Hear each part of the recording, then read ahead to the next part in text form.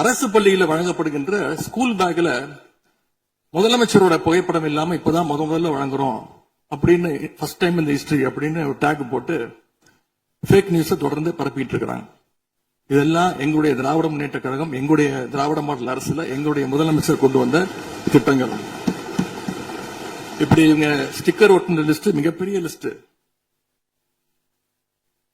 இன்னொரு முக்கியமான விஷயம் பத்தி இந்த நேரத்தில் பதிவு செய்ய விரும்புறேன். அறநிலையத்துறையின் அசையும் மற்றும் அசையா சொத்துக்களின் வருவாய் அதன் புனிதமான நோக்கத்திற்கு மட்டுமே பயன்படுத்தப்படும் அப்படின்னு ஆளுநர் உரையில இடம்பெற்றிருக்கு. இந்த கருத்தை பார்க்கும் பொழுது அறநிலையத்துறையே இருக்கக்கூடாது அப்படின்னு சொல்ற பாஜகவுடைய குரலாகத்தான் தாவேக அரசும் சொல்லுதா அப்படிங்கிற சந்தேகம் எங்களுக்கு வருது. பாஜகவும் வலதுசாரிகளும் சொல்றது இதுதான். அறநிலையத்துறை பள்ளி கல்லூரிகளை நடத்தக்கூடாது, அறநிலையத்துறை பள்ளி கல்லூரிகள் நடத்தக்கூடாது அப்படின்னு சொல்லிட்டு இருக்கிறாங்க. இதுக்காக வழக்கும் தொடர்ந்து இருக்கிறாங்க. இந்த நிலைப்பாடு திருமண மண்டபங்கள் வணிக வளங்களோடு நிற்குமா, இல்ல கல்வி நிறுவனங்களுக்கும் இந்த கண்டிஷன்ஸ் அப்ளை செய்யப்படுமா? மாண்புமிகு அறநிலையத்துறை அமைச்சர்கள்.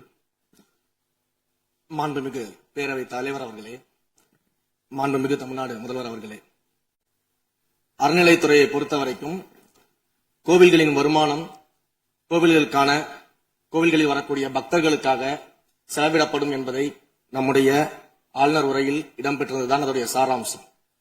இன்னொன்று, சமீபத்தில் வெளியிடப்பட்ட திருமண மண்டபங்கள் மற்றும் வணிக வளாகங்கள் அந்த பணிகள் துவங்கப்படாத பணிகள் நிறுத்தப்பட்டது என்பது இந்த பணிகளை பொறுத்தவரைக்கும் நாம் ஆராய்ந்த வரைக்கும் அந்த கோவில்களில் பொதுமக்களுக்கு தேவையான அடிப்படை வசதிகள், பொதுமக்களுக்கு தேவையான தங்குமிட வசதிகள், பொதுமக்கள் பக்தர்கள் வரப்போது அவர்களுக்கு தேவையான அடிப்படையிலான கழிப்பறை வசதிகள் போன்ற இந்த வசதிகளை மேம்படுத்துவதை காட்டிலும் இவர்கள் கமர்ஷியலாக கோவில்களுக்கு திருமண மண்டபங்கள் கட்டுவதிலும் வணிக வளாகங்கள் கட்டுவதிலும் அதன் மூலமாக வருவாய் ஈட்டுவதை மட்டுமே குறிக்கோளாக வைத்துக் கொண்டு இந்த திட்டங்களை துவங்கியதன் காரணமாக மேலும் அதன் மீது பல்வேறு நீதிமன்ற வழக்குகள், ஸ்டே ஆர்டர்ஸ் இருப்பதனால நாம் அதையெல்லாம் ரத்து செய்து அறிவிச்சிருந்தோம்.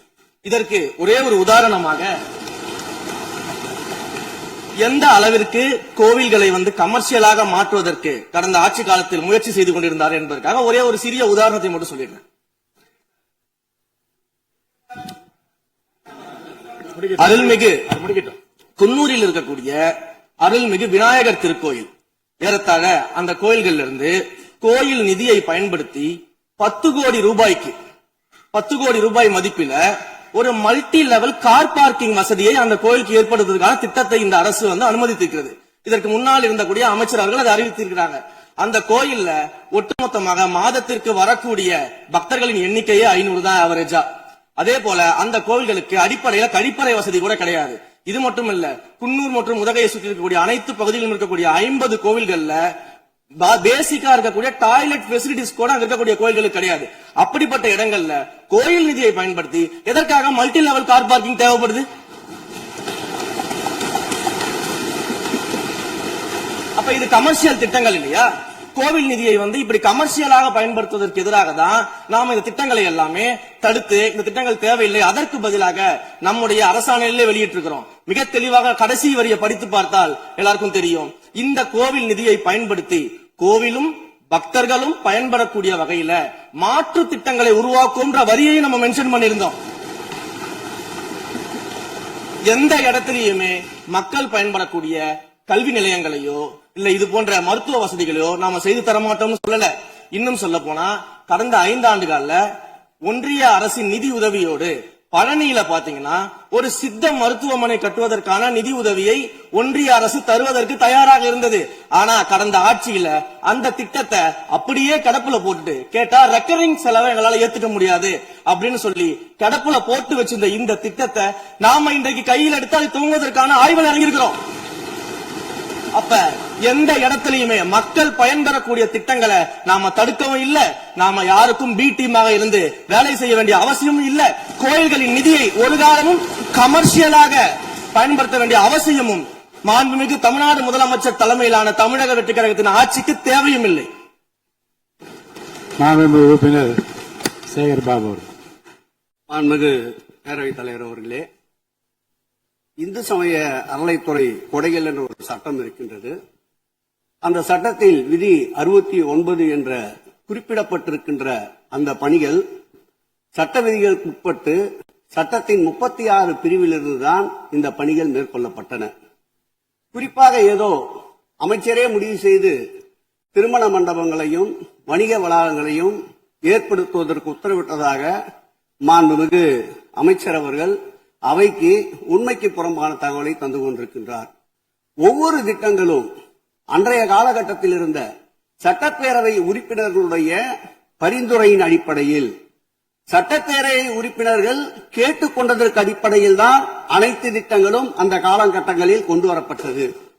அதோடு மட்டுமல்ல, உறுப்பினர் அவர்கள் குறிப்பிட்டு கூறினார், குன்னூரிலே மல்டி லெவல் கார் பார்க்கிங் கொண்டு வரப்பட்டது என்று. அங்கே இருக்கின்ற 56 கோயில்களையும் நான் குன்னூரிலே 5 நாட்கள் ஊட்டியிலே முகாமிட்டு அனைத்து கோயில்களுக்கும் நேரடியாக சென்று ஆய்வு செய்தோம். அந்த ஆய்வின் அடிப்படையில் அந்த திருக்கோயில்களுக்கு வருகின்ற பக்தர்களுடைய அடிப்படை தேவைகளுக்கு வருமானத்தை உயர்த்துவதற்காக குன்னூருக்கு சுற்றுலாவுக்கு வருகின்ற மக்களுடைய வாகனங்கள் போதிய அளவிற்கு பார்க்கிங்களுக்கு இடமில்லாமல் தவிக்கின்ற சூழ்நிலையில் அங்கே மல்டி லெவல் பார்க்கிங் கொண்டு வந்தால் நகராட்சி பரிந்துரையின் அடிப்படையில் வருமானம் பெருகும். அந்த வருமானம் திருக்கோயில்களுடைய மேம்படுத்துகின்ற பணிகளுக்கு உதவும் என்பதற்காகத்தான் அந்த பணிகளை மேற்கொண்டோம் என்பதை மாண்புமிகு அமைச்சர் அவர்களுக்கு இப்போது யார் அறிவுறுத்தி, ஒரு நிமிஷம், யார் அறிவுறுத்தி இந்த அரசாணையை வெளியிட்டிருக்கின்றாரோ அவர்தான் அப்பொழுது ஆணையாளராக இருந்தபோது இதே அறிவுறுத்தின் பேரில் அரசாணையை வெளியிட்டிருக்கிறார் என்பதை பேரவைத் தலைவர் வாயிலாக அமைச்சருக்கு தெரிவித்துக் கொள்கிறேன். மேலும் அவர் கூறுவதற்கு எனக்கு பாயிண்ட் ஆஃப் ஆர்டர் பதில் கூறுவதற்கு அனுமதிக்க வேண்டும். மாண்புமிகு பேரவைத் தலைவர் அவர்களே, குன்னூரில் இருக்கக்கூடிய அந்த விநாயகர் கோயிலுக்கு சொந்தமான இடத்துல மல்டி லெவல் கார் பார்க்கிங் அமைப்பதற்கு ஏற்கனவே அங்க இருக்கக்கூடிய நகராட்சி நிர்வாகம் ப்ரப்போசல் வழங்கிய போது அந்த நகராட்சி நிர்வாகத்திடம் நம்முடைய நிலத்தை குத்தகைக்கு கொடுத்து அதன் மூலமாக இருக்கக்கூடிய வருவாயை வைத்துக் கொண்டு நாம் முடிந்த வரையில் நம்முடைய கோயில்களுக்கு தேவையான அடிப்படை வசதிகளை நாம் செய்து கொடுக்கலாம். ஆனால் கோயில் நிதியவே 10 கோடி எடுத்து அங்க மல்டி லெவல் கார் பார்க்கிங் வந்து எந்த விதமான பொதுமக்களும் பக்தர்களும் கேட்கல. பக்தர்களும் பொதுமக்களும் கேட்பதெல்லாம் கோயிலுக்கு உள்ளே சென்று மனநிறைவோடு தரிசனம் செய்துவிட்டு வெளியே வரும்பொழுது அவர்களுக்கு தேவையான அடிப்படை வசதிகளை தான் பக்தர்கள் கேட்டுக் கொண்டிருக்கிறார்கள். அதை செய்தாலே போதுமானது. மாநில எதிர்கட்சி தலைவர் பேசுகிறீங்க. போதுங்க, நீங்க சொன்னீங்க விளக்கம் சொல்லி திரும்பி இதை நான் அனுமதிக்க முடியாது. மாண்பு எதிர்கட்சி தலைவர் பேசுங்க. வேண்டாம், போதும், நீங்க பதில் சொல்லிட்டீங்க. பாருங்க, மல்டி லெவல் கார் பார்க்கிங் தேவைன்னு அவர் இல்லைன்னு சொன்னாரு, ஏன் போட்டு நீங்க சொல்லிட்டீங்க. அதோட விவாதம் முடிந்தது. மாண்பு எதிர்கட்சி தலைவர் பேசுங்க. நீங்க திரும்ப எதுக்கு பாயிண்ட பாடுற? இனிமே எதிர்கட்சிகள் பேசி முடிக்கிற வரைக்கும் குறுக்கீடுகள் அவசியம் இருந்தால் அனுமதிப்பேன், அனுமதிக்க முடியாது. எதிர்கட்சி தலைவர் பேசலாம். ஒரு குற்றச்சாட்டு இல்ல, அவர் விளக்கம் தான் சொன்னார். என்ன குற்றச்சாட்டு சொன்னாரு? அவர் விளக்கம் சொல்லிட்டாரு. மாண்பு எதிர்கட்சி தலைவர் நீங்க பேசலாம். இனி மாண்பு எதிர்கட்சி தலைவர் பேசி முடிக்கிற வரைக்கும் எந்த குறுக்கீடுகளுக்கும் நான் அனுமதிக்க முடியாது. அவசியம் ஏற்பட்டால் விதிகள் உட்பட்டு அனுமதிக்க வேண்டிய உரிமை எனக்கு இருக்கிறது. இப்போது மாண்பு எதிர்கட்சி தலைவர் பேசலாம்.